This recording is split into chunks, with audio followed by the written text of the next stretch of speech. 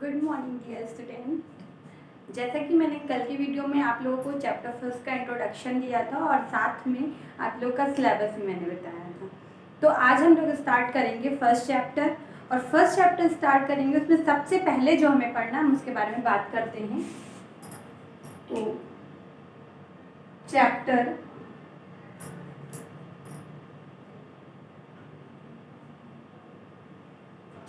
First हमने बताया था कि चैप्टर फर्स्ट का जो नाम है वो है रासायनिक अभिक्रिया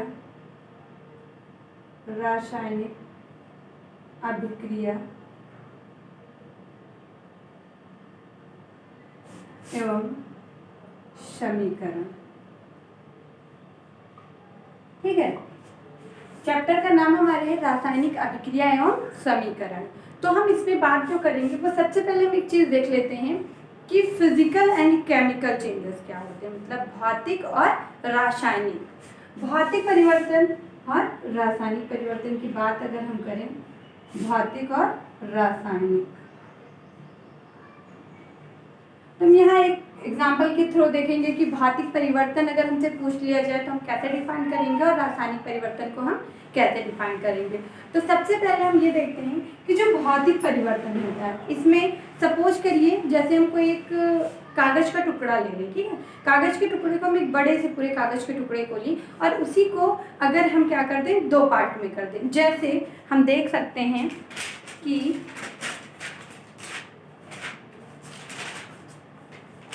हमने ऐसे एक कागज के टुकड़ा एक ले लिया, हमने इस एक कागज के टुकड़े को ले लिया। ठीक है, इस कागज के टुकड़े को ले लिया। अब इसका शेप साइज सब अलग है बिल्कुल। अब हम क्या करें, इसी टुकड़े को अगर हम ऐसे सपोज करिए ऐसे अगर हम फोल्ड कर दें तो क्या होगा, इसका आकार जो होगा, और इसी को अगर हम बीच से ऐसे अलग कर दें तो पहले तो बड़ा था, बाद में क्या हो गए, छोटे छोटे उनके टुकड़े हो गए। क्या शेप और साइज में चेंजेस हुए। लेकिन अगर ये कोई हमसे कह दे कि जो पहले हमने पूरा का पूरा एक पेपर लिया था उसमें कुछ और केमिकल था और इसमें कोई और केमिकल है, तो क्या ऐसा है, नहीं है। वेरी गुड, क्या है, नहीं है। मतलब इसमें कोई भी जो रसायन है वो चेंज नहीं है। ठीक, मतलब रसायन जो है वो क्या है, चेंज नहीं है। इसलिए क्योंकि पहले जो हमने पेपर लिया था वो जिससे मिलके बना हुआ था, जो रसायन उसमें, जो केमिकल उसमें मिले थे वही हमारे छोटे वाले टुकड़े में भी हैं। तो कहने का मतलब इसके शेप और साइज तो चेंज हुई है, लेकिन इसमें जो रसायन है वो चेंज नहीं हुआ है। जैसे हम एक और एग्जांपल ले लें, मान लीजिए कि हम ले लेते हैं जल। क्या ले लें, जल। जल किसमें बन, अगर इसी को हम बर्फ बना दो और फिर वाष्प, वाष्प। ठीक, ये तीन कंडीशन होती है, H2O, H2O, H2O, सब में है वाटर, है ना। तो ये क्या हुआ, इसके अवस्था में परिवर्तन हुआ। जल से क्या बन गया, बर्फ, बर्फ से वाष्प। मतलब ये क्या था, ये द्रव के रूप में था। क्या था, द्रव के रूप में था। बर्फ जो हुआ ये किस रूप में हुआ, हमारा ठोस के रूप में हुआ, और वाष्प हमारा गैस के रूप में हुआ। हमने ये इतनी चीजें देखी कि जो हमारा है जल वो द्रव के रूप में, बर्फ ठोस के रूप में, और वाष्प जो है गैस के रूप में हुआ। यहाँ क्या हुआ, उसकी अवस्था में बदलाव हुआ। चेंजेस किस में हुए, उसकी अवस्था में हुई, स्टेट में हुआ। लेकिन क्या हुआ, वाटर तो सब में है। जैसे जल है तो वो तो वाटर फॉर्म में है, लेकिन बर्फ भी बना तो किससे, जल में। अगर हम उसको बाहर निकाल लें बर्फ को तो क्या होगा, वो पिघल के किस रूप में आ जाएगी, वाष्प जल के रूप में आ जाएगी। और वाष्प भी क्या, जल का ही भाग होता है। तो इसमें भी क्या हुआ, केमिकल चेंज नहीं हुआ, रसायन इसमें कोई भी चेंज नहीं है। लेकिन अगर आप सपोज करिए जैसे हमने पिछला जो हमने एक दिया था, तो इस तरह के जो परिवर्तन होंगे वो हमारे क्या होंगे, भौतिक परिवर्तन होंगे, जिसमें क्या होगा कि केमिकल चेंजिंग जो होगी, जैसे केमिकल सेम हो, उसके शेप आकार में चेंजिंग हो, लेकिन केमिकल जो हो वो सेम हो, तो वहाँ पे जो चेंजिंग होगी वो हमारी भौतिक परिवर्तन होंगे। अगर यही हमने मान लीजिए इस कागज को हमने और बर्न कर दें, तो अगर इस कागज को हम जला देते हैं तो क्या होगा, हमें राख मिलेगी, और जब राख मिलेगी तो उसमें क्या होगा, कार्बन डाइऑक्साइड गैस निकलेगी, मतलब CO2। तो CO2 निकलेगा, ब्लैक कलर का हो जाता है। तो क्या हो गया कि पहले जो कागज़ था वो जिससे बना था और बाद में जो बर्न हुआ वो जो बना उसमें कोई अदर केमिकल, जैसे उसमें कार्बन डाइऑक्साइड आ गए, लेकिन जो पहले सिंपल सा कागज़ था उसमें क्या था, कार्बन डाइऑक्साइड गैस नहीं थी। तो क्या हुआ कि यहाँ पे क्या हुआ कि जो केमिकल हमारा है, केमिकल या हम कह सकते हैं रसायन, रसायन क्या हो गया, चेंज हो गया, चेंज हुआ, रसायन चेंज हुआ, मतलब इसमें रसायन क्या हो गया, चेंज हो गया। जब रसायन चेंज हो गया तो इस तरह के परिवर्तन को हम क्या कह देते हैं, रासायनिक परिवर्तन कह देते हैं। अब रासायनिक परिवर्तन का मतलब अगर हम एक लाइन में भौतिक और रासायनिक देखें, कहने का सेंस कि रासायनिक और भौतिक परिवर्तन में बस इतना सा डिफरेंस है कि जो भौतिक परिवर्तन हमारे होंगे, अभी आपको मैं एग्जाम्पल के थ्रू और भी समझाने की कोशिश करूंगी कि क्या होगा कि जो भौतिक परिवर्तन हमारे होंगे उसमें क्या होगा कि भौतिक परिवर्तन में कि जैसे कोई भी चीज़ है, कोई भी हमने वस्तु ली या किसी भी चीज़ में भौतिक परिवर्तन अगर हो रहा है तो दोबारा अगर हम उस शेप में चाहें तो उसको हम इजीली कन्वर्ट कर सकते हैं। लेकिन अगर रासायनिक परिवर्तन हो रहा है, केमिकल ही चेंज हो रहा है, तो पूरी केमिकल ही चेंज हो जा रहे हैं, तो अगर हम फिर से चाहें कि अगर हम उसे पहले के प्रोसेस में ले आए तो वो नहीं ला सकते हैं। तो वहाँ पे हमारा क्या होगा, रासायनिक परिवर्तन होगा, जहाँ पे रसायन चेंज हो जाएंगे। मान लीजिए कोई प्रोडक्ट बना लेकिन क्या हुआ, पहले जो था वो बाद वाले में नहीं है, तो हम वो पूरा का पूरा क्या होगा, केमिकल ही, रसायन ही चेंज हो गया। तो चेंज हो गया तो वहाँ पे रासायनिक परिवर्तन होंगे और भौतिक परिवर्तन होंगे। ये हम चैप्टर फर्स्ट के पहले इनको जाने इसलिए लेते हैं क्योंकि ये सब चैप्टर फर्स्ट में NCERT की बुक में आप देखेंगे सबसे पहला टॉपिक जो हमारा है वो भौतिक और रासायनिक परिवर्तन ही दिया गया है। ठीक है, तो यहाँ पे हमने क्या बताया था कि जब कागज बर्न होगा तो CO2 निकलेगा, पहले ऐसा नहीं था। तो यहाँ पे रसायन चेंज हो रहा है इसलिए यहाँ रासायनिक परिवर्तन हो रहा है और यहाँ पे भौतिक परिवर्तन हो रहा है। अब इसी को देखते हुए अगर हम बात करें तो हम आपको कुछ और एग्जांपल्स दे देते हैं, जैसे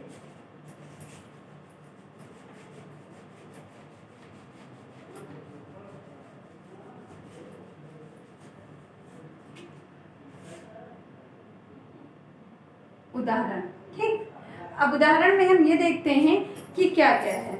ठीक है, आप लोगों ने सुना भी होगा दूध से दही का बनना, दूध से दही का बनना, और एक सेकेंड आपका अगर कह रहे हैं लोहे में जंग का लगना, लोहे में जंग लगना। ठीक, दूध से दही का बनना है। यहाँ देखिए दूध का दही में कन्वर्ट जब हुआ, दूध और दही में, तो क्या हुआ कि यहाँ पे पहले तो दूध था और बाद में दही हो गया, तो ये दोनों बिल्कुल अलग हो गए। मतलब इनमें क्या हुआ कि केमिकल जो हुआ, रसायन हमारा वो चेंज हो गया, इसलिए यहाँ पे क्या होगा, रासायनिक परिवर्तन हो। लोहे में जंग लगना, ये भी हमारा क्या हो गया, एक रासायनिक परिवर्तन कहलाता है हमारा, ये लोहे में जंग का लगना। और इसके साथ साथ अगर हम देखें कि क्या होता है कि श्वसन भी हमारा, हम क्या कह देंगे, श्वसन, ये भी हमारे रासायनिक परिवर्तन में आ जाएंगे। इसी तरह और भी एग्जाम्पल हैं, आपकी बुक में भी मिलेंगे, आप लोग देख सकते हैं कि कौन से रासायनिक परिवर्तन है और कौन से भौतिक परिवर्तन है। अब रासायनिक परिवर्तन से ही आपका जो मेन टॉपिक है वो शुरू होता है, रासायनिक अभिक्रिया। रासायनिक अभिक्रिया क्या होती है, तो रासायनिक अभिक्रिया क्या होती है कि इस रासायनिक अभिक्रिया में अगर हम पढ़ते हैं तो हम ये देखते हैं कि रासायनिक अभिक्रिया यही रासायनिक परिवर्तन से ही आया है। तो सबसे पहले ये देख लें कि रासायनिक अभिक्रिया में कौन कौन सी चीज़ें आती हैं हमारी। ठीक है, कौन कौन सी चीज़ें इस पर इंक्लूड हो रही हैं, तो इसमें जो रासायनिक अभिक्रिया में हमारी चीज़ें आती हैं वो फर्स्ट जो हमारा इसमें किस किस चीज़ में परिवर्तन, जैसे हमसे कोई पूछ ले कि कैसे रासायनिक परिवर्तन होता है, या रासायनिक परिवर्तन जो हमारा, ये सब हमारे दैनिक जीवन में यूज होने वाले रासायनिक परिवर्तन है, और रासायनिक परिवर्तन कैसे हो रहा है, ठीक है, इस पर किस किस चीज़ का इफेक्ट पड़ेगा। अगर ऐसे क्वेश्चंस आते हैं तो हम देख लेते हैं कि रासायनिक अभिक्रिया में क्या होता है कि सबसे पहले जो होता है वो अवस्था में परिवर्तन, अवस्था में परिवर्तन, अवस्था में परिवर्तन। दूसरा जो हमारा है वो है रंग में परिवर्तन, रंग में परिवर्तन। और जो तीसरा हमारा है वो है अवस्था में परिवर्तन, रंग में परिवर्तन और ये तापमान में परिवर्तन, तापमान में परिवर्तन और गैस का उत्सर्जन,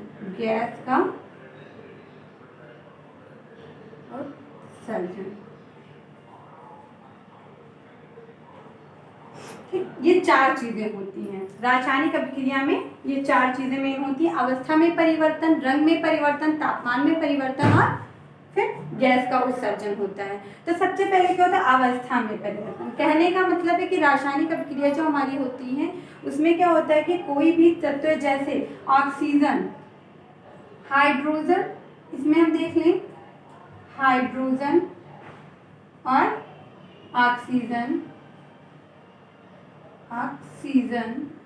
मिलकर क्या बनाते हैं, जल बनाते हैं। ठीक, अब हम जाने हाइड्रोजन और ऑक्सीजन और H2O, ये जल बन गया। ठीक, अब क्या हो गया, जो हाइड्रोजन हमारा ये क्या है, गैस है, ऑक्सीजन भी हमारा गैस है और जल जो है ये हमारा लिक्विड है। ठीक, अब देखिए यहाँ अवस्था में परिवर्तन कैसे हुआ है। जो हमारा हाइड्रोजन है वो भी गैस है, ऑक्सीजन है वो भी गैस है और ये लिक्विड वाटर बना लिया। यहाँ गैस और गैस मिलकर किसमें, द्रव में कन्वर्ट हो गया। तो यहाँ क्या हुआ, अवस्था का परिवर्तन हो गया, गैस से द्रव में। तो इस तरह अवस्था में परिवर्तन। फिर है रंग में परिवर्तन। जैसे रासायनिक अभिक्रिया हो रही है, हो सकता है हो चुकी हो या होने के बाद क्या होता है कि पहले जिस तरह उस केमिकल का कलर होता है वैसा ना हो, रासायनिक अभिक्रिया के होने के बाद उसका जो कलर हो वो भी चेंज हो जाता है। और कभी कभी क्या होता है कि रासायनिक अभिक्रिया के पहले ही इसका कलर चेंज मिलता है हम लोग को। फिर होता है तापमान में परिवर्तन। तापमान में भी परिवर्तन होता है कि जैसे रासायनिक अभिक्रिया हो रही है और होते समय क्या होता है कि कभी कम तापमान की जरूरत होती है और कभी ज़्यादा। हम तापमान बढ़ा भी सकते हैं और तापमान को घटा भी सकते हैं। इस तरह तापमान में भी परिवर्तन होता है। और फिर एक गैस का उत्सर्जन। गैस का उत्सर्जन क्या होता है कि जैसे हमारी कोई भी रिएक्शन हो रही, रासायनिक अभिक्रिया हो रही, उसमें हाइड्रोजन गैस का निकलना, कार्बन डाइऑक्साइड गैस का निकलना, ये सारी प्रोसेस होती है। तो गैस का उत्सर्जन भी होता है। इस तरह हमने देखा कि रासायनिक अभिक्रिया में इन चार चीज़ें हमारी जो है बहुत ही महत्वपूर्ण है। उनका विशेष योगदान है कि अवस्था में किस तरह परिवर्तन होता है, रंग में परिवर्तन, तापमान में परिवर्तन और गैस का उत्सर्जन। इसी क्रम में हम आगे देखते हैं क्या है कि हम इसको हटा देते हैं।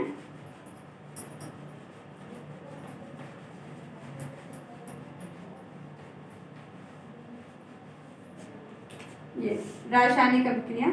अब इसमें हम देख लेते हैं कि इसमें हमने बताया था आपको इंट्रोडक्शन की वीडियो में कि दो इसके मेन पार्ट होते हैं। एक तो हमारा होता है अभिकारक और एक हमारा होता है उत्पाद। ठीक है, तो अभिकारक और उत्पाद को जानने के लिए हम एक रिएक्शन लिखते हैं, उदाहरण के माध्यम से समझते हैं तो हमें और ही आसान तरीके से समझ में आ जाएगा। जैसे एक को कहते हैं हम रिएक्टेंट,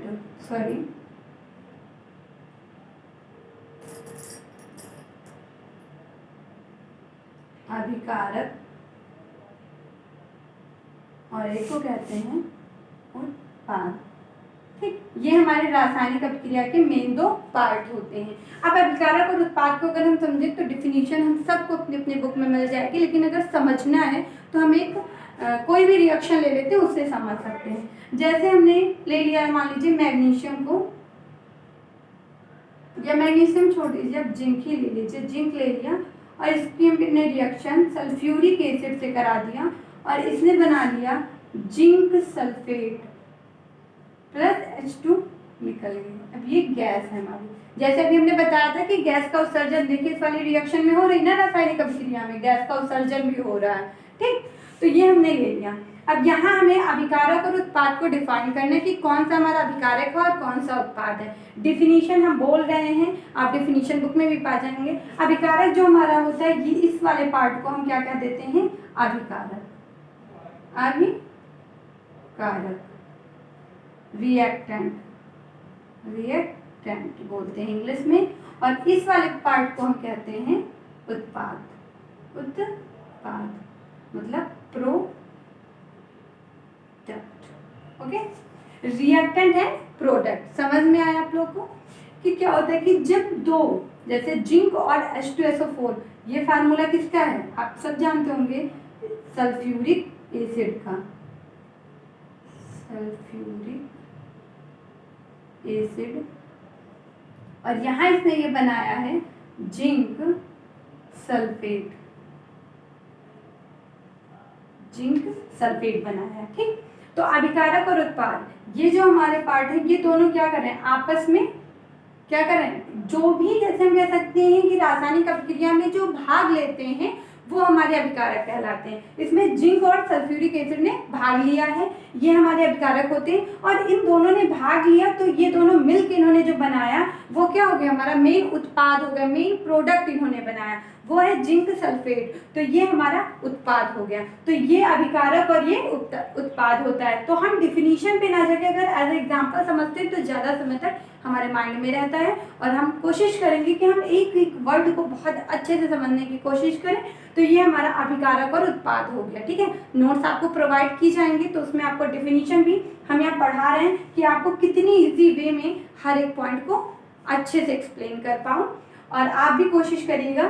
तो ये चीज़ें आपकी क्लियर हो गई कि अभिकारक वो होते हैं जो अभिक्रिया में भाग लेते हैं, और उत्पाद वो होते हैं जो अभिक्रिया में भाग लेके कोई नया प्रोडक्ट बनाते हैं, नया मतलब उत्पाद बनाते हैं, उसी को हम उत्पाद कहते हैं। नया कोई कंपाउंड बना लें, यौगिक बना लें, उसे हम उत्पाद कहते हैं। तो अभिकारक और उत्पाद ये दोनों टॉपिक हमारे डिस्कस हो गए। अब जो हमारा नेक्स्ट